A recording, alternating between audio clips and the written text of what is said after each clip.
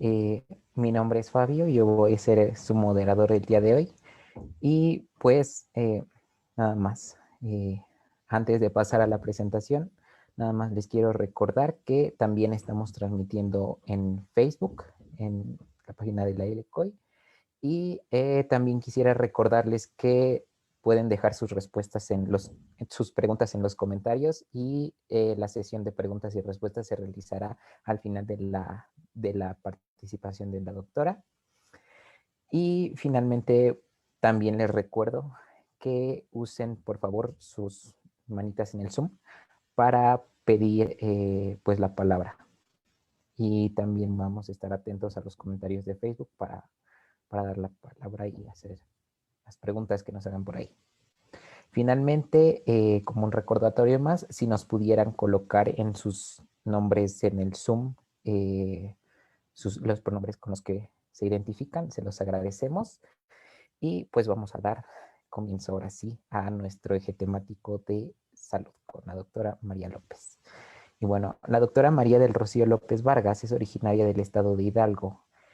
Es bióloga y maestra en ciencias químico-biológicas por la ENCB del IPN y es doctora en ciencias biológicas por el Instituto de Investigaciones Biomédicas de la UNAM.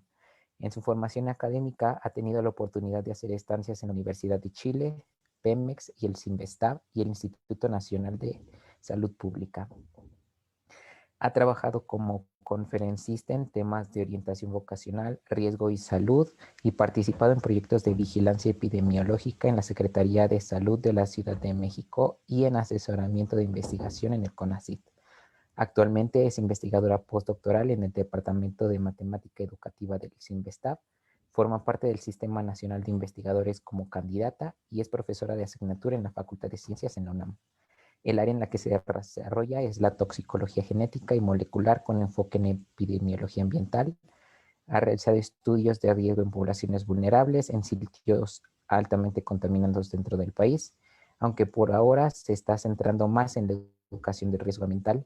Forma parte de la red Comunidad Ciencia y Educación, red CCE, la Red de Salud Ambiental Infantil SAI, y es colaboradora de asociaciones civiles en pro de la ciencia, los derechos humanos y los derechos ambientales como Mexicanas frente al Cambio Climático y Salud por la Tierra. También es un entusiasta de la divulgación de la ciencia, la comunicación de riesgos y la salud pública. Y bueno, sin más por el momento, le doy la palabra a la doctora para que nos pueda compartir sus conocimientos. Gracias. Hola, muy buenas noches a todas y a todos. Qué gusto tenerlos por acá participando. Veo que tienen muchos proyectos, ¿no? O muchas charlas al mismo tiempo, entonces qué bueno que se hayan podido conectar. Yo ya después podremos ver qué tal está yendo con el Facebook. Muchas gracias por esa introducción que diste acerca de un poco de lo que he hecho.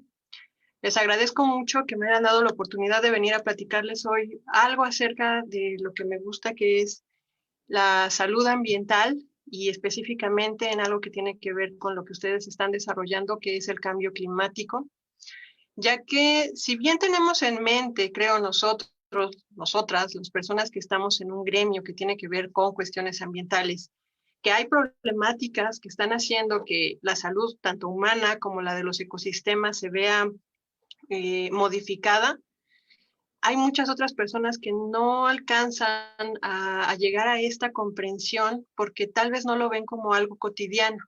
Y creo que hasta el momento en el que se los ponemos un poco más de frente es cuando pueden llegar a comprenderlo y de ahí es que yo considero que el trabajo que ustedes están haciendo es tan loable porque están haciendo que se evidencien muchas problemáticas que vienen a raíz del cambio climático. Entonces, bien, para empezar a hablar acerca de esto, creo que es importante que sepamos que, bueno, ustedes lo saben, el cambio climático se debe mucho a la devastación que se da y a la corriente neoliberal en la cual de alguna forma es como si el humano sintiera que puede ser quien disponga de los recursos y que puede utilizarlos a su antojo. Entonces, tanto así que hay este tipo de acepciones como los servicios ecosistémicos, en los cuales finalmente todo tiene que ver con cómo le está sirviendo la naturaleza al hombre. Pero a partir de esta forma de pensar es que nos hemos dado cuenta de que la integridad de la biosfera se está viendo amenazada por diferentes causas, como pueden ser el mal uso del agua dulce, las sustancias nuevas que se están produciendo día con día, acidificación de océanos, aerosoles atmosféricos, entre muchas otras, y que muchas de estas causas nos han llevado a que tengamos la problemática del cambio climático. Dado que este crecimiento está basado en el paradigma en el cual no se toma en cuenta los efectos en el medio ambiente y menos en la salud de las poblaciones, que como les decía es de todos los ecosistemas, pero también de la salud humana. Es un modelo depredador, se da por este modelo una altos niveles de contaminación y deterioro ambiental, la biodiversidad se ve amenazada y claro que también la salud humana. Pero entonces, ¿qué es la salud? Hay muchas acepciones en donde se habla de qué es lo que implicaría que nosotros digamos que un organismo o que una persona goza de cabal salud. La OMS lo que nos dice es que es un estado completo de bienestar físico, mental y social. No solamente es la ausencia de afecciones o enfermedades. En sí, podríamos llegar a entender que es sentir que estamos bien, pero no sabemos si muchas veces que creemos que estamos bien, nuestro organismo realmente está funcionando en adecuadas condiciones de homeostasis. Esto es algo de lo que nosotros, epidemiólogos ambientales, nos dedicamos a hacer, a ver qué es lo que está pasando adentro de nosotros por todos estos cambios que se dan por contaminación y cambio climático. La salud de nosotros como población depende de que contemos con aire limpio, con agua, con alimentos, con adecuado saneamiento de las matrices ambientales, con evitar estar expuestos a contaminantes químicos o a patógenos, con estar alejados de peligros ambientales y claro que sí, tienen mucho que ver los factores genéticos, sociales, culturales y de comportamiento. Les muestro este mapa en el cual nos están aquí señalizando en dónde encontramos lugares en donde hay altas concentraciones de contaminación atmosférica, que son estos círculos verdes, y también en donde hay contaminación contaminación de suelo, básicamente. Si se dan cuenta, prácticamente en todo el mundo lo tenemos. En donde no se está presentando, como es en el caso de África, es porque no existen los datos, no es que no quiera decir que no hay sitios contaminados. Y si nos vamos a este mismo mapa y ahora a saber cómo se están comportando las muertes relacionadas con estos tipos de contaminaciones, vemos que es algo alarmante. Ahora sí, África ya está presentando altos niveles de contaminación. De hecho, se sabe que estas poblaciones pueden llegar a ser más vulnerables porque ya de por sí nuestro organismo o su organismo de estas poblaciones se encuentran indefensas hacia otro tipo de agentes etiológicos, como puede ser el virus, el SARS-CoV-2, que es lo que estamos viviendo ahora.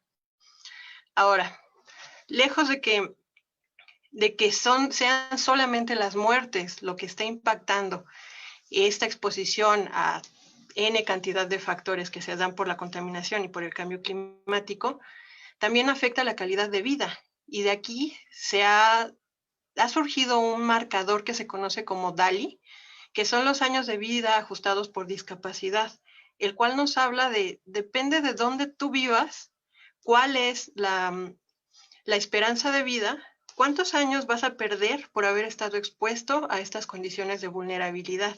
Y ahí es a donde nos dan los datos en que se han perdido hasta 268 millones de estos años de vida y se dan 14 millones de años perdidos por incapacidad. O sea, eso es mucho. ¿Y en qué se traduce?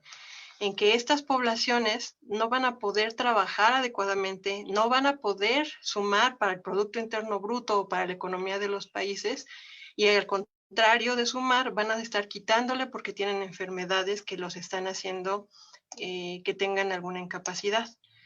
En esta gráfica se muestra cómo se dan enfermedades en las que se les quitan esos años de vida sana o de vida en sí a las personas y quiénes son los que más años están perdiendo, y pues son las personas más jóvenes.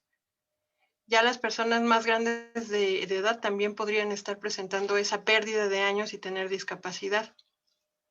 Este marcador puede llegar a ser importante porque ya no nada más es decir, tienes este número de muertes, no, tienes este número de personas que no van a poder ser, digamos que económicamente activos para tu país. Entonces, muchas veces este marcador se utiliza para hablar con los tomadores de decisiones.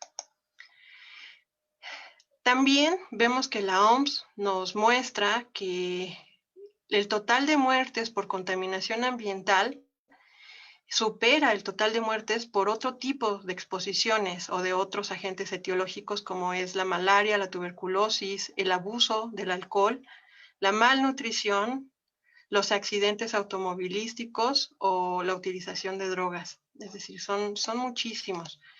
En el 2012 se estimó que hubo 12.6 millones de muertes a nivel global por enfermedades que estaban relacionadas con la contaminación.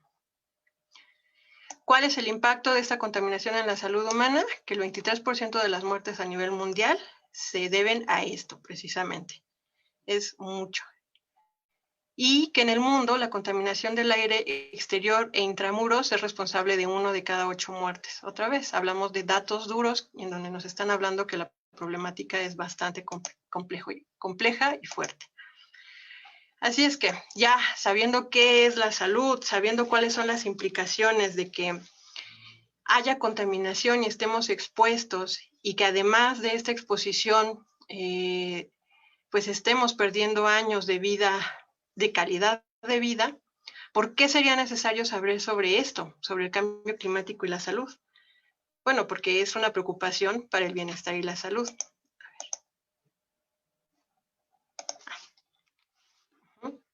Porque además el cambio climático afecta a la salud humana, la seguridad alimentaria, hídrica y energética, porque se puede responder a esto requiere un cambio de paradigma en la producción y el consumo hacia sociedades más incluyentes y sostenibles, porque los impactos generalmente resultan de interacciones de los cambios en el clima con otros fenómenos como la deforestación o la contaminación, porque las políticas de salud se puede decir que algunas de ellas son recientes, pero también podemos decir que muchas de ellas son insuficientes o están muy mal aplicadas. ¿Por qué? Porque dependen de la coordinación de otros sectores para que sean exitosas. Pero esto también nos lleva a pensar que urgen acciones, ya que los próximos años son vitales para cambiar la trayectoria o para que continúen como van hasta el momento. Dado que el cambio climático y sus efectos en salud tienen un alto costo en la sociedad, y como les comentaba, es poco reconocido en la economía con efectos multisectoriales.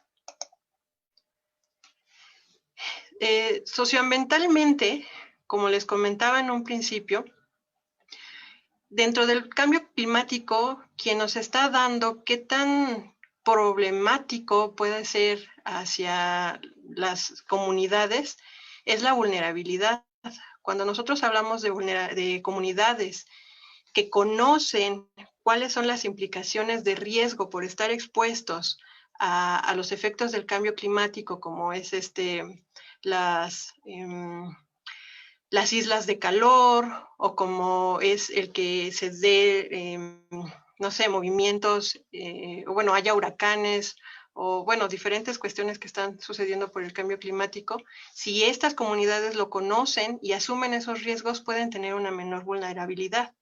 Pero si finalmente muchas comunidades estamos expuestas a contaminantes atmosféricos o en el agua, de los cuales no podemos hacernos a un lado, entonces esa vulnerabilidad no la podemos modificar.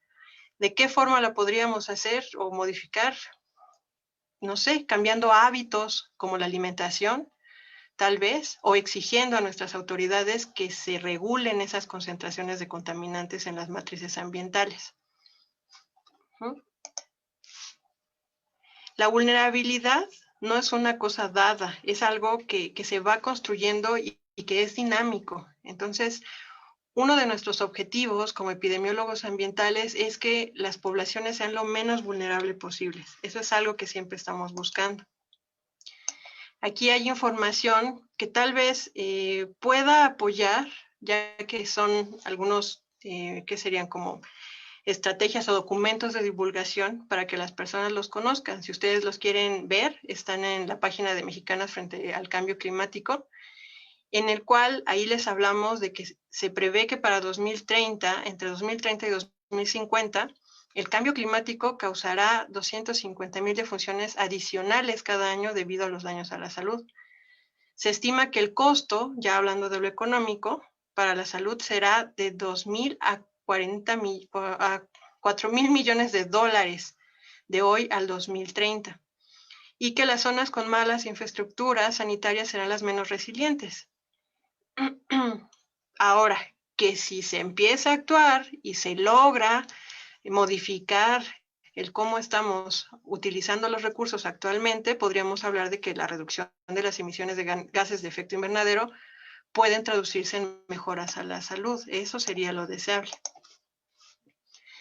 Pero les estoy hablando mucho de la salud, la salud, la salud, y qué enfermedades son las que están relacionadas con el cambio climático.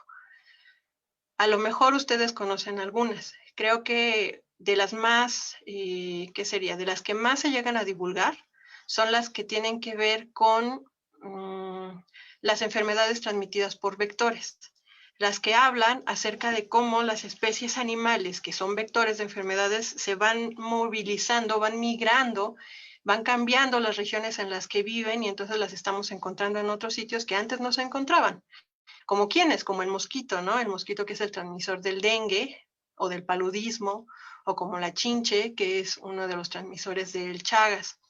También en cuanto a la contaminación del agua, se sabe mucho que las enfermedades diarreicas están relacionadas con el cambio climático, porque otra vez están modificando las conductas de los organismos. Aunque este tipo de enfermedades en los últimos 20 años han ido reduciéndose, o al menos en países que se encuentran en vías de desarrollo. Pero ahora, ¿cuáles son las enfermedades que estamos teniendo más? Sobre todo infecciones respiratorias agudas, EPOC, y hay enfermedades por malnutrición porque la seguridad alimentaria y nutricional ya no la tenemos, o más bien dicho, ya está comprometida. También hay cuadros de deshidratación o golpe de calor o estrés por calor, y lo que les digo, las patologías cardiorrespiratorias. Aquí hay un cuadro en donde se observan muchas de estas enfermedades como asma, los catarros, el dolor de cabeza, cánceres, diferentes tipos de cáncer de pulmón, de boca, de piel, bronquitis crónica, infecciones respiratorias, cáncer de nasofaringe, y que están relacionadas con esto que les estaba comentando, lo que se encuentra en el ambiente. En este caso, ya enfocándonos más en la contaminación atmosférica. Estos contaminantes, como el monóxido de carbono, dióxido de azufre, dióxido de nitrógeno, ozono, y el material particulado y el humo de biomasa, que están muy relacionados con el cambio climático, son los que, ¿qué hacemos? ¿Cómo podemos evitar estar expuestos a ellos si finalmente su movilidad es muy grande? ¿Cuáles son los efectos tóxicos de que nosotros estemos expuestos a ellos? De los más peligrosos o de los más reconocidos es la inflamación que se da en sistema respiratorio. También se dan alteraciones de la función cardíaca, es decir, afectan al sistema cardiovascular y nuevamente se afecta por inflamación. Se da hipertensión y progresión del desarrollo de la placa aterosclerótica. En el sistema nervioso, otra vez, encontramos estas moléculas interleucinas que tienen que ver con la inflamación, y además hay formación de placa beta amiloide y daño de células dopaminérgicas. Estos son solo algunos de los efectos que podemos reconocer y que muchos de ellos están íntimamente relacionados con un aumento en el estrés oxidante. El estrés oxidante se puede dar por N cantidad de factores, pero la exposición por vía dérmica, respiratoria o de mucosas a estos contaminantes nos va a propiciar que podamos tener mutaciones a partir de daños en el DNA, que podamos tener rompimientos de membranas celulares a través de la lipoperoxidación, de la lipoperoxidación, y bueno, la inflamación que les estaba diciendo. Entonces son varios mecanismos moleculares que ya se tienen muy bien identificados y que ahora la cuestión es cómo le hacemos para no estar expuestos. Ese es el principal problema o la principal pregunta. Pero ¿qué tanto estamos expuestos a estos? Precisamente los que les acabo de comentar, estos contaminantes, el ozono, el dióxido de azufre y el material particulado de diferentes tamaños, son considerados como contaminantes criterio, ya que están ampliamente estudiados, se encuentran también ampliamente distribuidos y estos ya se reconoce cómo pueden hacer pruebas de identificación en diferentes matrices, como en la atmósfera o como en el aire. Entonces, si se reconoce que existen estos, también se reconoce que puede haber otros contaminantes que estén asociados a ellos, como es el dióxido de carbono o monóxido de carbono. Así es que si cuantificamos a alguno de estos contaminantes, estaríamos asumiendo que aunque muy probablemente se encuentren en la atmósfera o en el sitio en el cual estemos haciendo la investigación, los otros contaminantes. Así es que en este caso les presento algunos niveles de concentración promedio anual de material particulado en diferentes países. No sé si alcancen a ver que esta primer barra nos habla de cuáles son los lineamientos que nos está dictando la OMS como el máximo permisible de las partículas que se pueden encontrar en el aire. Si se dan cuenta, muy pocos de los países, de hecho ningún país está debajo de esto. Sí hay algunas provincias o algunos estados, pero en realidad haciendo un promedio no tenemos algún sitio en el cual realmente se esté cumpliendo. Ahora, la norma mexicana está un poquito más arriba de la OMS, o sea, está siendo permisible, un poco más permisible que la OMS, y de cualquier forma, al menos en esta parte que es a donde tenemos a México, no hay ninguno de los estados en donde se monitorean este material particulado que lo esté cumpliendo. ¿Por qué? ¿Ustedes qué creen que esté pasando ahí? Y bueno, si se dan cuenta, además las concentraciones que se dan son muy, muy altas. De ahí es que nuestra población esté siendo tan vulnerable a las infecciones en las que estamos ahora expuestos, porque ya tenemos un grado de vulnerabilidad que es alta. En un estudio del Instituto Nacional de Salud Pública se trató de hacer un estimado de qué pasaría si se logra que en estas ciudades que les acabo de mostrar, a ver, volvemos a ver cuáles son, porque no sé dónde estén todos ustedes, pero al menos en donde se tiene cómo cuantificar este tipo de contaminantes criterio y que ya forman parte de los programas estatales. Es en Toluca, Puebla, en la zona del Valle de México, zona metropolitana del Valle de México, en Salamanca, Mexicali y Jalisco. Si en todos ellos se lograra implementar que esos contaminantes o que este material particulado estuviera por debajo de lo que está dentro de la norma, se habla de que habría 14,000 muertes prematuras que podrían evitarse. O sea, sería hasta un 8% y un 7% de lo que está sucediendo actualmente. Si se lograra llegar al escenario de la OMS, ahí sería todavía mayor. Tendríamos una reducción de hasta 9.1% de las muertes. O sea, se puede evitar una muy, muy grande cantidad de muertes que existen.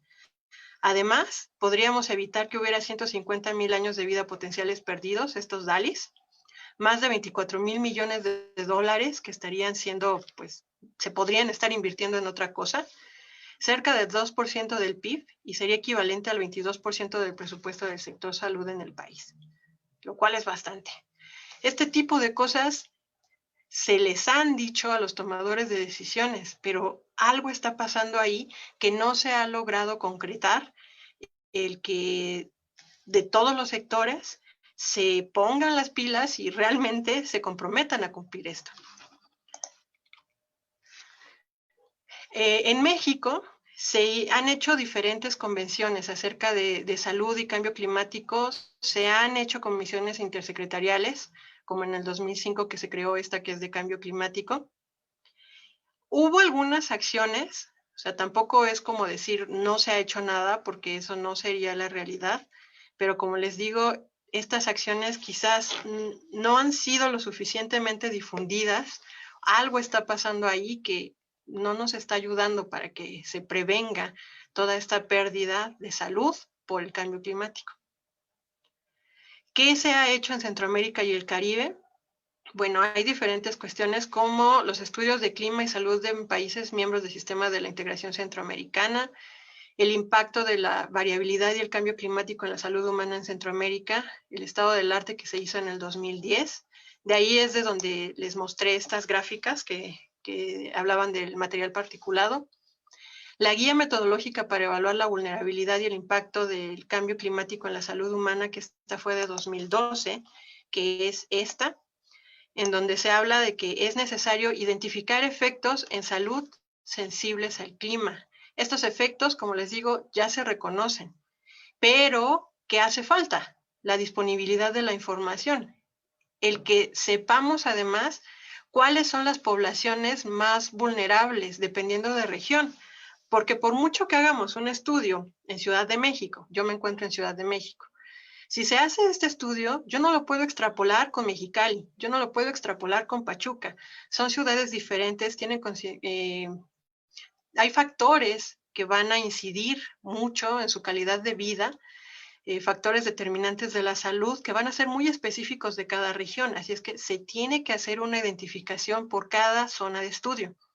Además, así, por zona, se tiene que hacer la evaluación de la exposición, cuantificar los niveles de los contaminantes, cuantificar cuáles son las enfermedades que existen en este sitio y ver qué es lo que se puede ahí hacer. Es decir, se tiene que hacer un estudio de riesgo toxicológico, de riesgo socioambiental, bastante bien plantado para que podamos tener todas estas respuestas.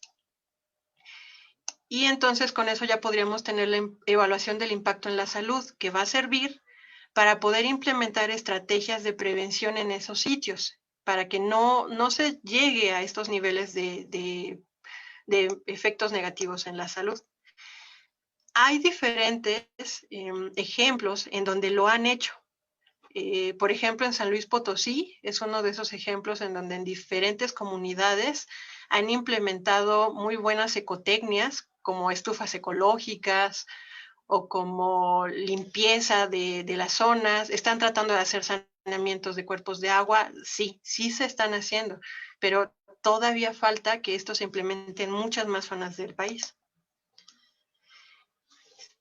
Y es que, ¿por qué no se ha hecho tal vez? Es porque es muy complejo. Esto es una problemática compleja en la cual tendríamos que tomar en cuenta que para que se llegue a la salud humana y bienestar, aquí me faltó ponerlo, para mí es de lo más importante, el que tenemos que hablar de que debemos de estar en sintonía y en armonía con nuestro ecosistema. Tenemos que tratarlo con el mayor respeto, porque nosotros somos parte de él y si nos lo acabamos, pues también nos vamos a acabar nosotros.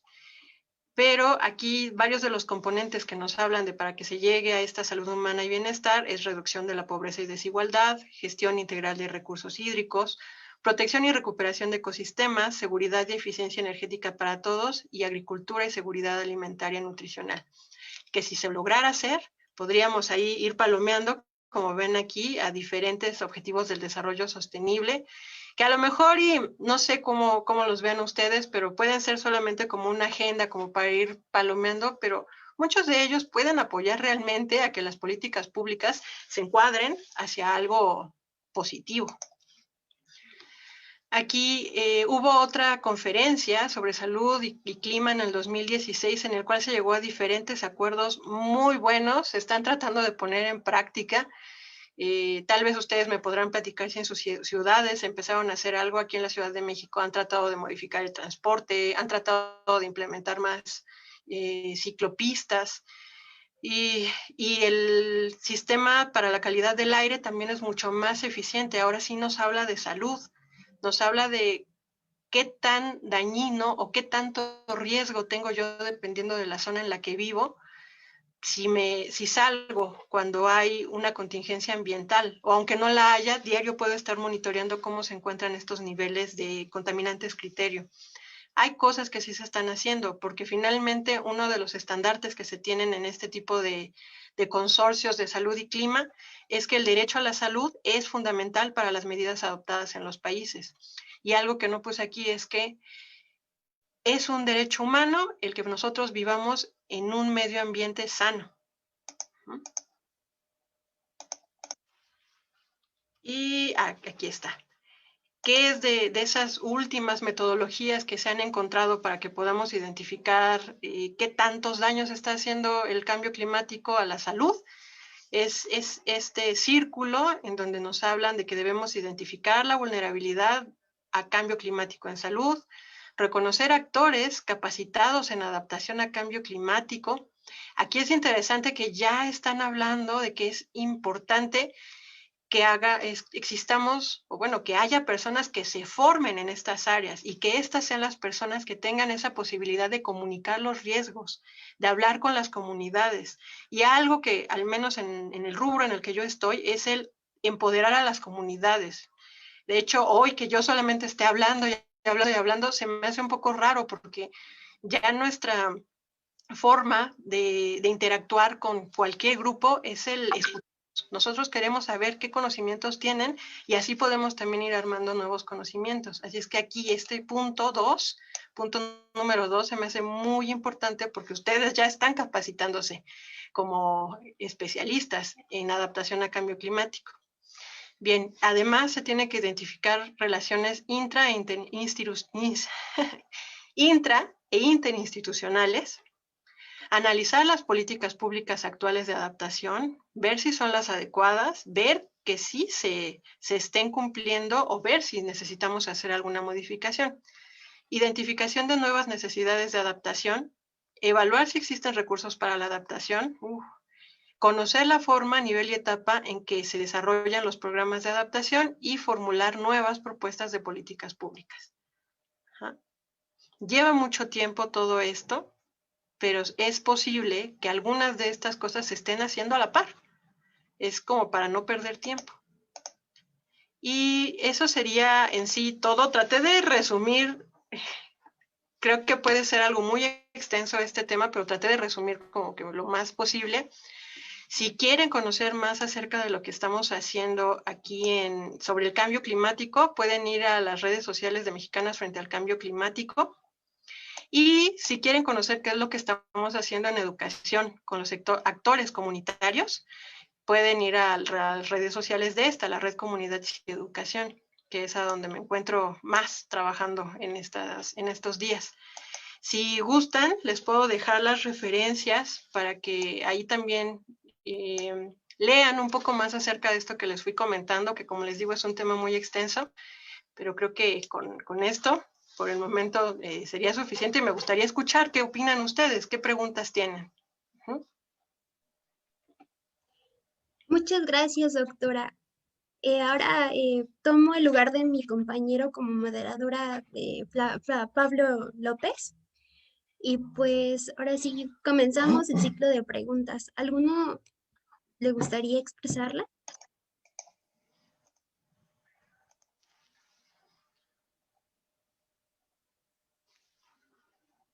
También les recuerdo que las preguntas que realicen en redes sociales de la página de Reduc, División de Cambio Climático y Escazú, pueden hacérnoslas llegar y preguntar.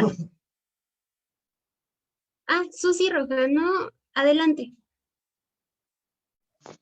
Gracias y muchas gracias, doctora. La verdad es que es un tema muy importante. Actualmente se dice que muchas personas no se vuelven conscientes de estos temas porque es algo muy indirecto, que pareciera que no nos afecta a nosotros. Pero viendo toda esta información, sí nos afecta directamente.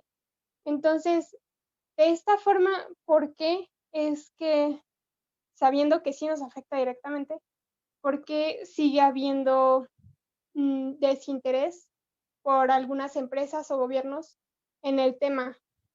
¿Y qué se puede hacer para visibilizar que nos afecta directamente y que se tiene que hacer algo?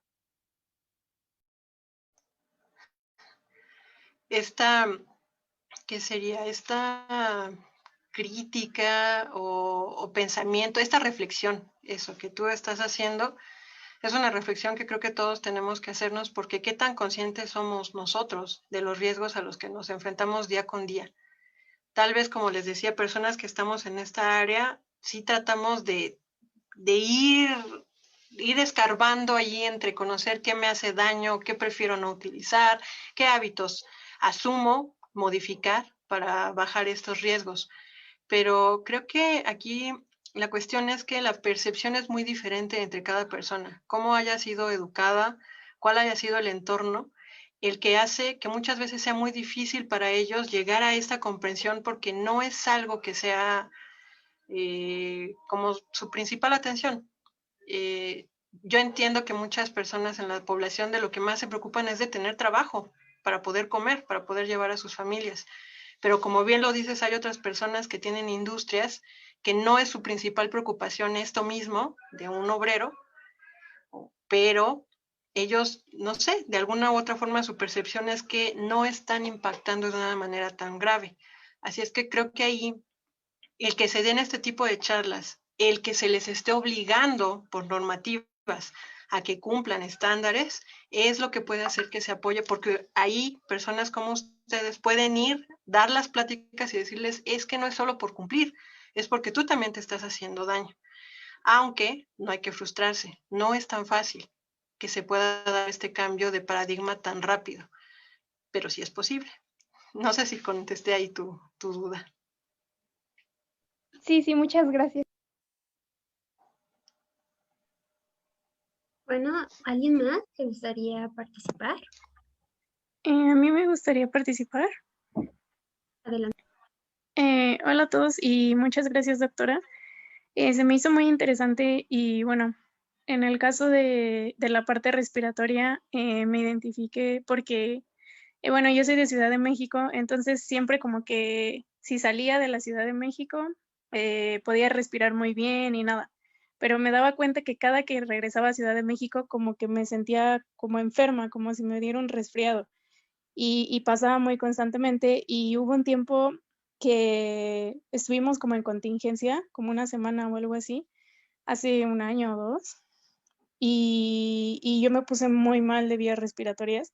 Entonces, como que empecé a pensar y dije: "Okey, hay algo aquí medio raro", y ya que, fui como al médico y todo eso, pues, más bien me dijeron que lo más probable es que me esté afectando en vías respiratorias todo lo de la contaminación. Y eso se me hizo muy preocupante porque o sea, una persona como que nunca se pone a pensar eso, a pesar de que sería como que lo más, obvio estando en una ciudad tan contaminada, pero a mí nunca me había pasado a la mente hasta que me pasó y hasta que fui al médico, y se me hizo muy importante. Entonces, quería preguntar si como de la parte del sector salud, no están como tratando de hacer campañas para visibilizar un poco más esta problemática. Muchas gracias por tu testimonio, porque finalmente eso hace otra vez como despertar el que está sucediendo esto. Para contestar tu pregunta final, sí, el sector salud está movilizándose para dar a conocer estas cuestiones. Por eso hay campañas en el INEC que están en concordancia con el sector salud acerca de cómo pueden evitar tener humo dentro de casa. También el cómo te cuides. Este que les muestro aquí, el índice aire y salud, te habla precisamente de cómo podrías estarte cuidando y monitoreando el ambiente cuando haya una contingencia. Entonces ahí te dicen, te van platicando. Lo puedes ver en internet o lo puedes bajar en tu app y ahí lo estás revisando. El Instituto Nacional de Salud Pública, sobre todo, son de los que más se están dedicando a hacer este tipo de divulgación y de trabajo con las comunidades. Aunque lo que sí me doy cuenta es que muchas veces llega a su página, llega a sus redes sociales, pero nada más, como que las estrategias tienen que modificarse de acuerdo a cómo estamos viviendo. Así es que por ahí yo siento que es lo que les está faltando, pero lo hacen, sí existe. Todo esto, de hecho, es del Instituto Nacional de Salud Pública. Y rápidamente, esto es algo que quería comentarles y que por tu comentario queda muy bien. Es que miren, esto es una pirámide de cuál es la severidad de los efectos en salud. La mayoría de personas que son la base de la pirámide no van a sentir muchos efectos, tal vez va a ser un lagrimeo de los ojos o un poquito de carraspera cuando hay una contingencia de este estilo, aumento en el ozono, aumento en el material particulado, pero va a haber otras personas que puedan tener disminución en la función pulmonar, síntomas de cambios fisiológicos en el sistema cardiovascular, otras que ya van a necesitar medicamentos, otros que restringen o ya no pueden rendir porque algo está pasando en su sistema. Hay quienes tienen que ir a salas de emergencia, admisión hospitalaria o incluso a la muerte. Y esto es la vulnerabilidad, precisamente. Entonces, tú estás dentro de una región que no es esta población que no es tan vulnerable.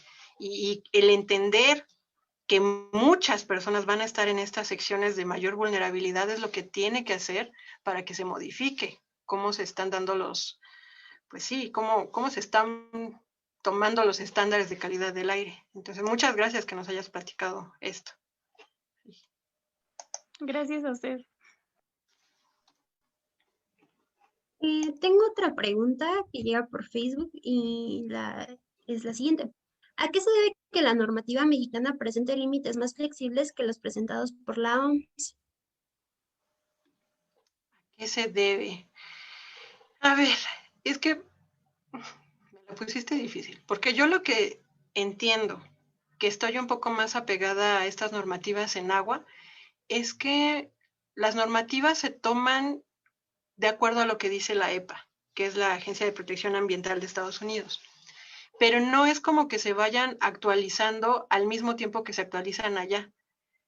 Entonces, por eso es que algunas normativas las tenemos desde el 2002, porque no se han actualizado, cuando en Estados Unidos ya tienen unas actualizaciones de 2015, de 2018 o incluso de 2020. Entonces, yo podría pensar que es por eso, porque van como con un desfase y pues sí, además los trámites para hacer estas modificaciones son algo tardados. Pero la misma INSP, Instituto Nacional de Salud Pública, ellos están ahorita al pie del cañón para que sí se pueda llegar a la OMS, o bueno, se pueda llegar a estos estándares. Así es que esperemos que este año se logre, porque sí ya están tratando de hacerlo. Muchas gracias. ¿Alguien más le gustaría realizar una pregunta? Bueno, a mí me gustaría preguntarle, ¿cómo podemos los ciudadanos dar iniciativa a las problemáticas que encontremos y hacerlas saber al gobierno? ¿Cómo podemos? Se cortó un poquito, perdón, no te escuché eso.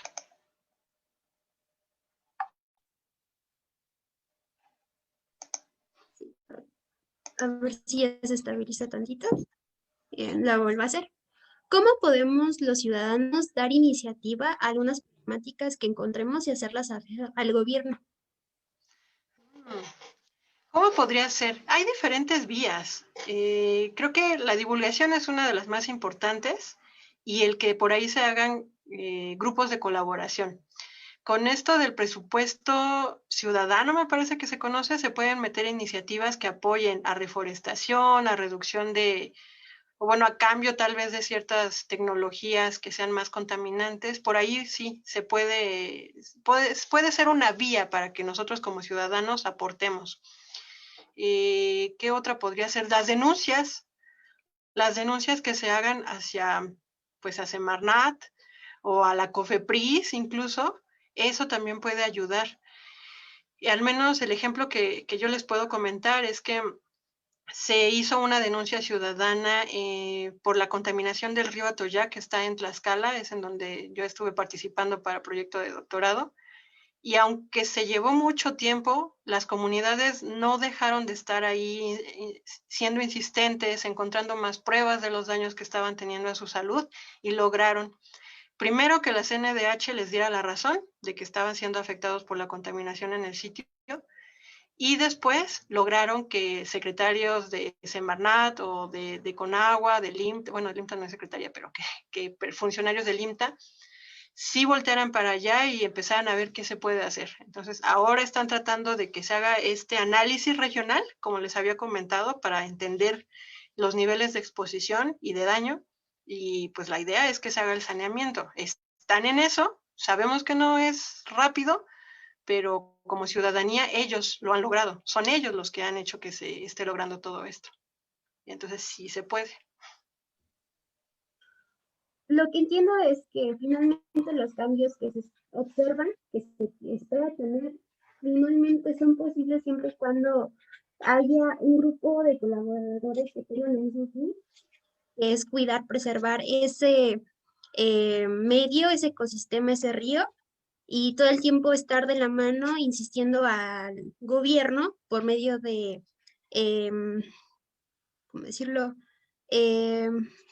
Estrategias jurídicas para que finalmente se les haga escuchar y se le haga valer, ¿no? Ya que se le considera como un derecho, ¿no? Así es, así es.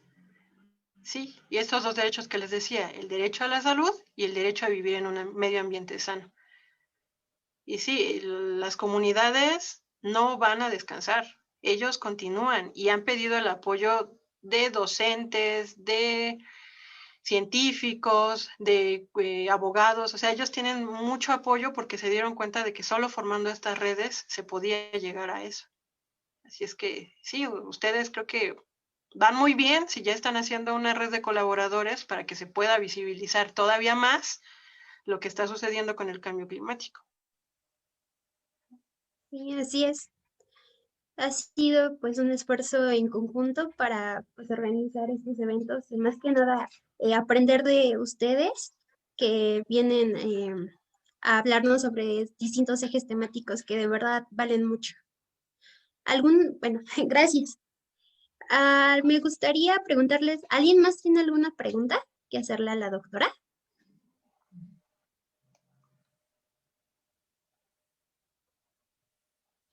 Pues ya para cerrar, una última pregunta. ¿Cómo podemos participar los jóvenes dentro de de esos procesos? ¿Cómo podrían? Hay diferentes vías, otra vez, pueden ayudar con la divulgación, pueden ayudar platicando con sus familiares y con sus amigos, qué es lo que saben, y como les decía, escuchándolos para saber por qué piensan como ellos piensan y por qué han llegado a ciertas conclusiones que a lo mejor ustedes como más expertos saben que no son las mejores. Eso ayuda mucho. Y ya como para poder incidir o impactar en este tipo de proyectos como que el que les cuento de la TOYAC, lo pueden hacer desde servicio social, voluntariado, tesis, incluso pueden trabajar porque hay varias asociaciones civiles que están ahí dentro de esto. Entonces hay varias formas en las que lo pueden hacer. Muchas gracias. Veo que Nadia Bonilla ha levantado la mano. ¿Te doy la palabra? Adelante, Nadia. Buenas noches. Ahorita como estaba escuchando lo que dijo la doctora, se me hizo una gran idea, pero bueno, yo vengo de un estado donde no se habla mucho sobre el medio ambiente y yo quisiera empezar más a divulgar este tema desde donde vivo. Vivo desde un pueblo, pues, chiquito, pero también el impacto ambiental va cambiando. O sea, por ejemplo, puedo empezar yo mi propio movimiento con mis amigos o familiares. Empezar a reclamar desde el gobierno que tenemos, que es lo ayudante, después así al presidente del municipio y así llegar hasta el final. Sí, sí se puede. ¿De dónde eres? Vengo del estado de Morelos. De Morelos. Sí se puede, aunque también por ahí escuché que creo que tú, Jazmín, dijiste algo de Escazú, del Tratado de Escazú. Sí, así es. Pues mira, Nadia, realmente es importante la unión para garantizar no solamente hacer difundir entre tu población información, sino que también es un medio para tener seguridad. Así que la forma como se hace posible cuidar de y hacer reconocer ante el gobierno que estás protegiendo, exigiendo el cuidado de algún elemento es por medio de la vía legal. Y para ello, pues, es necesario más que nada, no solamente, pues, tener tu grupo, sino que ese grupo se dedique a ejes de, ay, de difusión para ahora sí que informar a tu comunidad qué es lo que está pasando y cómo es que les afecta, como había mencionado la doctora, en su salud principalmente. em, y posteriormente vaya siendo más grande el grupo, que llegue hasta pues personas que pueden tener un radio de difusión más grande, como pudieran ser personas que pertenecen a la radio, la televisión, periódico, etcétera. Y además, tener el apoyo legal de personas que dentro del marco de la Constitución o de la normativa mexicana existente, hagan valer que es necesario protegerlo para garantizar así su derecho a un medio ambiente sano y a la salud. Así es, sí, para mí era importante que Jazmín nos comentara sobre ese acuerdo porque creo que la palabra clave es tu seguridad y la seguridad del ciudadano. O sea, sí se puede, sí puedes exigir tus derechos, de hecho, debes de exigir tus derechos, pero siempre y cuando tengas ya un grupo que te esté respaldando y te esté apoyando y que, como bien lo dice Jazmín, todo sea desde la vía legal. ¿Cómo puedes empezar a reunir ese grupo? Otra vez, puedes hacer talleres, puedes platicar con tus conocidos y conforme vayan haciendo una cohesión de comunitaria, es como entonces van a lograr estar pues protegidos, entre ustedes como comunidad.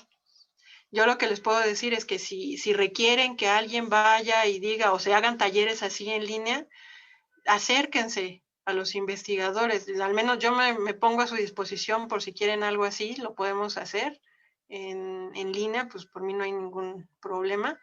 Y sí, o sea, estas cosas son necesarias siempre y cuando eso se hagan vía legal y protegiéndose. Uh-huh. Está bien, muchas gracias. Solo era su dudar para resolver. Gracias a ti, Nadia, y gracias a ti, doctora Rocío, por darnos esta charla que pues ha sido muy fructífera para pues dar la importancia de por qué es importante el cuidado del medio ambiente para proteger nuestra salud, ¿no? Y la de los demás. Y así también garantizar la salud de las futuras generaciones, ¿no? Y pues, de verdad, gracias. A nombre de pues todo el equipo que organiza todo esto. Y bueno, ya para finalizar, me gustaría recordarles que pueden realizar la encuesta de retroalimentación en los siguientes links que voy a pasar, y además pues pueden también presentar la aplicación para la LECOI, que es el próximo 2, 3 y 4 de febrero.